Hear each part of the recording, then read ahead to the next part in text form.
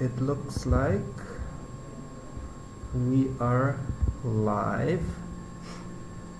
Let's see, it's connecting to Facebook as well. Let's see how it looks like on YouTube.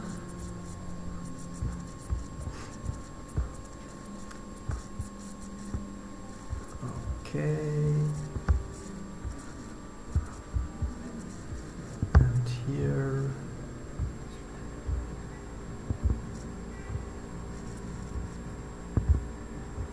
So, I'm still figuring out how our live session is working out on YouTube. We are live now on YouTube and on Facebook. So, hello to everyone watching. Nice to have you joining in. Hi. I'm here with Ioana, and yeah, we're not in Poshaga, as maybe people who know the place can tell. I've been to a dentist in Alba, that's a city next to our valley, and it all took a bit longer than expected, and now we stopped on the way. It's just some kind of road motel with 3 stars, and but we got the place here. I think it makes us feel a bit festive, extra festive, to be in a fancy place here, because today it's our anniversary. So cheers to us. 9 years since Andreas visited me, and then he stayed. Yeah, so that's already kind of into the topic. So we are here to tell you about our kind of our love child. Apart from our daughter, of course, we have the project Dupa Gard, which we started shortly after we got to know each other. Yep. And we'll start with talking about how the project actually came into coming, what the first steps were. Ioana will tell you about that, and then I will join in and talk a bit about last season and also this coming season, where we have lots of exciting things. And if you have any questions, please type them in the YouTube chat, because we cannot see the Facebook chat here. Well, it's also the first time you are using this program. Yeah, we'll work on all the... We will excuse ourselves if anything is not working properly. We will also be happy to get some feedback from you. The sound quality, the video quality, the way we manage the whole thing. In any case, being live, it means that you have to improvise at part of the time, but apart from that, you have to just... I hope I can interact with people, not only talk like a broken record, because I can do that very good, but at some point I have to stop, and it would be nice to have some people asking questions or making some comments. Our child is filming us. Hi, Dalia. So I guess I can say a few things about this project, but be aware that actually what happens is that before I met Andreas, as I said 9 years ago, I started my own NGO in 2010. And in 2012, after trying to act in the field, it was a pretty much successful movie, got 2 BAFTA nominations. In 2012, I decided, okay, this is with the voluntary service, sending and receiving people is not so popular. What else can I do? I co-opted one volunteer who was pretty good at filming and editing, and together with him, at some point maybe you see our video. Hi, Pablo. Hope you're watching at some point.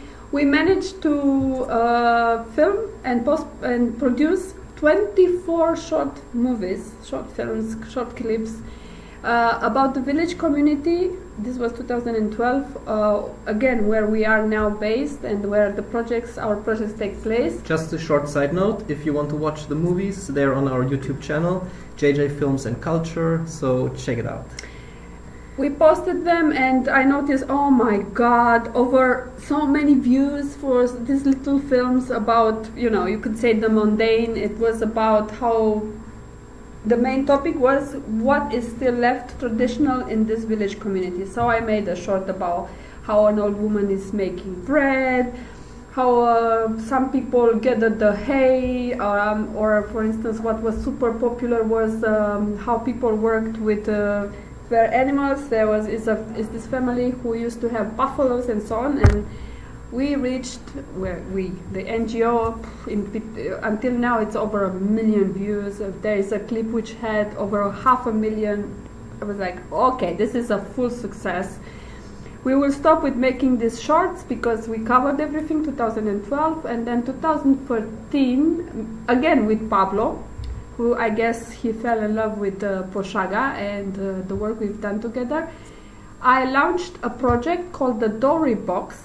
This also happened 2014 and 15, which was about how we can integrate a small group of young internationals into this last tradition, last rites of Poshaga. So it was a compact, call it learning by doing workshop every day apart from Sundays. These young people, I think it was like 8 young people from all over Europe, had a different activity like helping with the hay, learning how to make honey, bread, going to help some people who were selling their cow at the animal fair. They did this, and it was again a success, but this happened for 3 years, and after that, 2015, 19th of January, I met Andreas, and then shortly after, not even 1 year after, no, let's say 1 year, was it 1 year? Yeah. Well, Dalia came along, and I made a break I put a stop to the activities in Poshaga and of the NGO for about 2.5 years, and so on. And okay, so Dupa Gard, it means, for the people who don't know what it means, and most people they wouldn't know how it is related to our community, it means the place where the meadow starts. So it's kind of, we live with our off-grid house at the limit between where the village ends and the meadow begins. The meadow means the pasture, the summer pasture, where people in the village, they take their cows and bulls and let them free there to graze the green grass. So we did not have a concept in 2017 when we just started building a off-grid house. Why off-grid house? Well, it was by chance, in a way. We did not predict COVID or whatever crises are coming with fuel and so on. Sustainability was important for us. Of course, but also, being independent, being able to cope, and also to manage our own resources independently from the village, meaning our own electricity, water, wood, garden we didn't have in the beginning. First the house and the basic resources. So it was just a house. The house placed between the village and not the village, in a limbo. For 3 years we built the house. It was horrible how we fought the weather. We have no access road connecting us with the village, so we had huge problems transporting heavy materials, especially when you build the foundation. You need a lot of stones and cement and so on. And starting with the COVID, we understood what it means, I think, with this project, to not only to be independent, but also independent with the, as I said, with the main basic resources, but also a special focus started to draw our attention, and this was food, producing your own food. Well, we don't have animals, but apart from that, anything apart from that, even Andreas is a big mushroom enthusiast. He's trying to cultivate now. Anyway, he can tell you about that later. So how do you produce your own food in a way that it has a very low negative impact on the environment, and how to also to expand the discussion, how to teach other people, especially young generations who have this climate anxiety about how they can cope with the barriers they are faced in urban, I call it urban decay. atmosphere. So Andreas, I don't know how Andreas started to be super passionate in 2020 about permaculture. I was like, what kind of culture is this? A subculture? What are you trying to do? Are you trying to do something weird? Well, it's nothing weird. Is it something like to do with perma? Is it permanent damage? What are you doing? So this is something. And now with for people who are not super familiar with the concept, and me one of them, because I'm not the one doing all these workshops, online trainings and so on. In short, for me, permaculture, it means that you have a way of understanding the nature, but also the land you're cultivating. The way also my grandparents, they are not alive anymore, they understood how to cultivate, how to work the land before. Of course, so respecting the nature cycles, not polluting, not using any weird chemicals and so on. But also, apart from this, Andreas can tell you that permaculture also means, or what else is there? I can take over from there, but we're not giving an introduction to permaculture here. I won't go too much into detail. I don't know how many people watching here are interested. For introductions to permaculture, you can visit us. We offer courses on that, so stay in touch. I came to permaculture because I felt a deep connection to nature, and I looked for a way to interact in a more wholesome way with the surroundings. And permaculture gave me tools to do that, and also to fight this climate anxiety Ioana was talking about. So this funny feeling we all have, either consciously or subconsciously, that the system we're living in is actually failing us and our everyday lives and the planet and basically everything. And permaculture gives very positive practical solutions for that. So that's how I got into it, and what keeps me fascinated and active in this field. I'm just saying hello to a few viewers. Nice to have you here. Astrid I saw in the comments, and Ioana is here, so great to have some people watching here. So nice. And so with the corona, we got deeper into self-sustainability, but also in interaction with the community. So for us, it's not really the idea to be self-sufficient, but more to be community sufficient. So of course we try to grow our own food, we try to do as much as we can ourselves.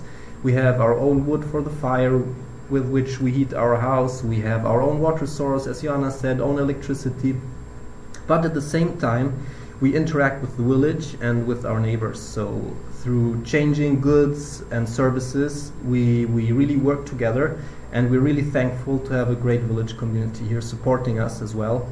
And also a great permaculture community that has grown in the last years. So last year I started to organize some permaculture-centered events. The highlight was a Permaculture Campfire, where some very good friends I met in the permaculture community here in Romania came, and we celebrated life and permaculture together. And it will be taking place again this year in August 16th to 18th. So if you want to join, you can already join the event on Facebook, and be sure not to miss it. So last year I started getting more into teaching and doing workshops. So I had the honor of joining the first 100% Romanian language permaculture design certificate course at the Hermitage Melin. So greetings also to you guys. I think it's super important to give people the tools to cope with the problems we're facing, and at the same time also not lose the sight of the great and positive things that are happening, because we tend to get very focused on the problems, and we really have to keep an open mind and see what's happening with good things. And living in the countryside, of course, helps a lot. And anyone who has been here to our beautiful little valley knows that just being immersed in a beautiful nature like this, it helps a lot. So we are building on these activities, trying to empower also other people and give them the tools to go into action, into positive action, and do something good for themselves and their surroundings. And one of the big things we're planning this season is renovating a barn. And before I get into more details about that, I've got a little video prepared. Maybe some of you saw it already, but some of you probably didn't, so I'll try to play that now.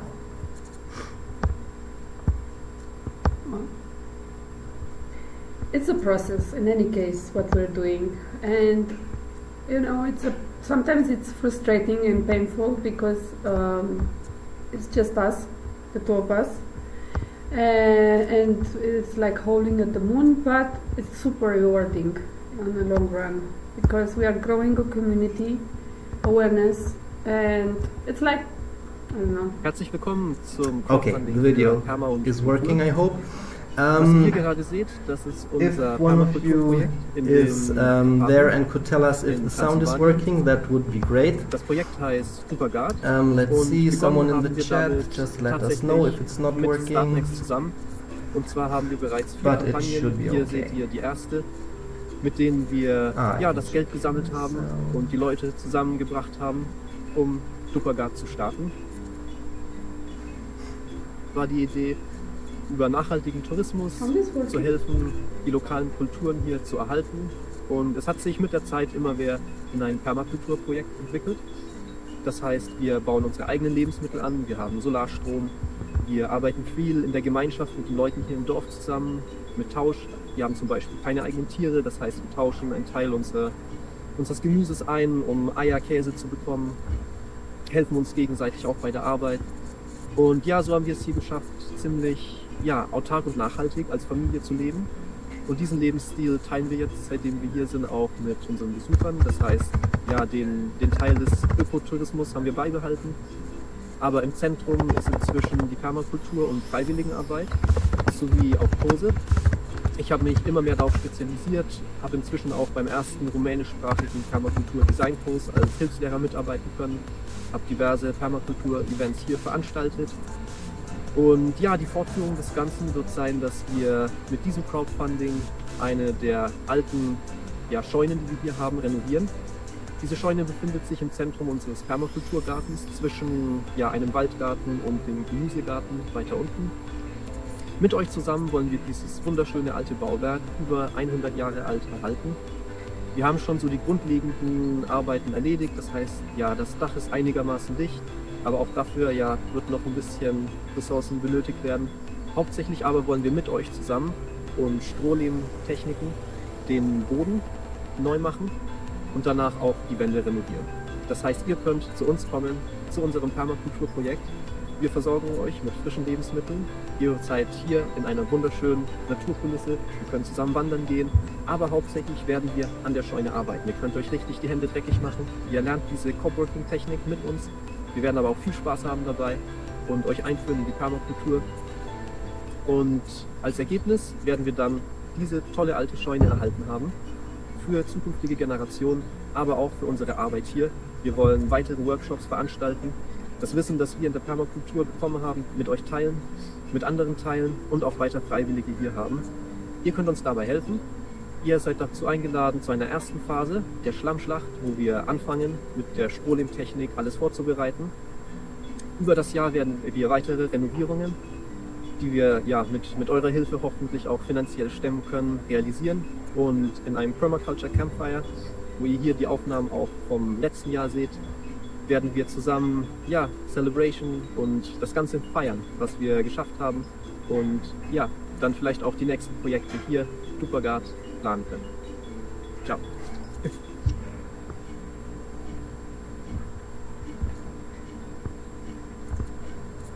So, we're back. Thanks for the feedback regarding the sound. As we mentioned, this is the first time we're doing this live stream, so we're grateful for any feedback. Also, you can contact us afterwards if you have anything to say. So that was presenting the campaign, renovating the barn. It's pretty central for our future activities to get this done. So please check our social media for the link. I'll also post it in the chat. 2.5 days left that you can help us to reach our goal, which was 3,000 euros. This is something we aim to renovate for other people. I mean, it's not, as I said, I have an NGO and it's not non-profit. This would be a base for workshops into permaculture, into slow tourism, for the volunteers coming to discover our little village community. Maybe even we plan in the future for kids, for the weekends. We don't know, we don't have the whole range. In any case, it is super important that we can accomplish this renovation and we can give people more room for them to discover, to improvise, to cook, to sleep, to dream, and to achieve some great things together. Yeah, so on the one hand, it's meant as a space for volunteers. So every year we have around 10 volunteers coming to our project. And even more, I think, this year. Probably this year even more, we hope. And to have a nice space for them would be great. And this space would be perfect because it's between the forest garden, above it, next to the beautiful meadow to go for hikes, and above the permaculture garden. So it's kind of in the center of the activities happening with the volunteers. So it would be perfect there. Amazing view. Yeah, it has actually a better view than our own house. So True. The volunteers sleeping there will be very lucky. And also we want to use it as a base for our activities and events. So that's also our aim, to get the first phase of renovation done until August 16th, which is the start of the Permaculture Campfire this year. And yeah, I think with that we have everything wrapped up for today. I think we said enough, we've shown enough. We will come back at some point with a new live. We got a kind of a hang of the live sessions. We like them, and we hope for the future to have people joining us. And the more the spring is nearer, the more we'll have things to tell you about what's happening in the garden, who's coming to visit us as a volunteer, our events. I can make just a very little, how you call this, like a spoiler. We will have a couple. This impressed me because they chose us as a location, who are traveling through Europe now with their camper van, and they are writing a book about the essential qualities of, how you call it, it's about wild herbs and the healing properties of wild herbs. And they chose us as a location, and it's great they did that, because I think especially in May and June the fields we have is an explosion of colors and healing powers and the scents and the bees. I am craving for the summer and the sun. Okay. Yeah, I think we all are waiting for the sun. So that's it. And we've still got a bit of a journey ahead of us. We just stopped to be online here with you, so it was great to have some people online. Thank you very much. For the others who are watching this afterwards, thanks for watching as well. Maybe you can be live for the next session. We'll probably have another one in February. We're trying to do this once a month from now on.